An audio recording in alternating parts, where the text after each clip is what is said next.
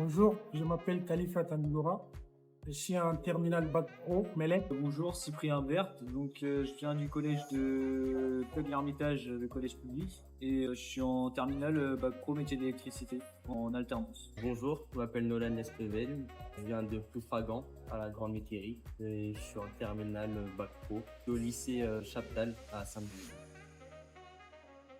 Alors moi j'ai choisi l'apprentissage parce que je pense que c'est beaucoup mieux quand je suis sur le terrain. J'apprends beaucoup mieux le métier, la partie pratique. Je fais ça sur le terrain en entreprise et ça m'aide beaucoup. Quand je suis à l'école, quand on fait la partie théorique, du coup ça complète. C'est plus facile pour moi. Et aussi c'est rémunéré. J'ai choisi le Bac Pro métier d'électricité après une seconde générale qui m'a pas plu et j'ai fait une première en enseignement classique. Et j'avais beaucoup aimé les stages, donc j'ai choisi de partir en alternance pour continuer d'apprendre.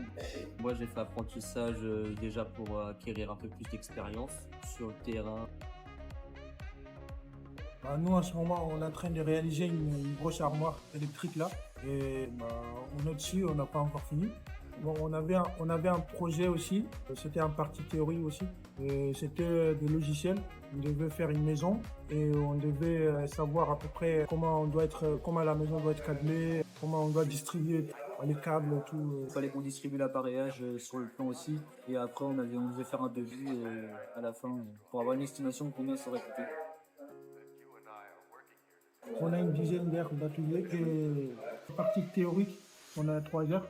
Divisé en 3 jours dans la semaine et on a 2 jours où c'est qu'on va faire de l'atelier, de la pratique, on va câbler, on va faire différentes choses sur des systèmes ou sur des grilles, voilà.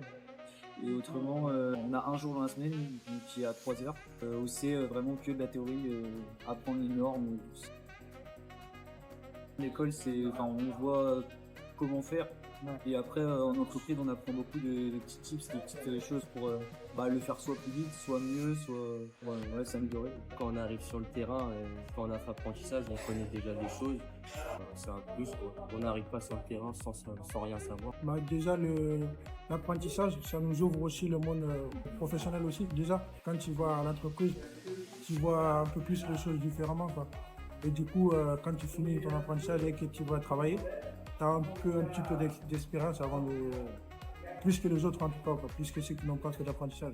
Donc c'est un avantage, quoi. Puis on a un peu plus l'occasion aussi de voir comment ça se passe, entre guillemets, la vie en entreprise et comment s'organisent les chantiers, tout ça, qu'on ne voit pas forcément au stage.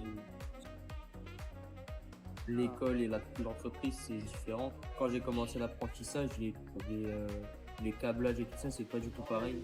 C'est des petites méthodes pour aller plus vite et tout ça.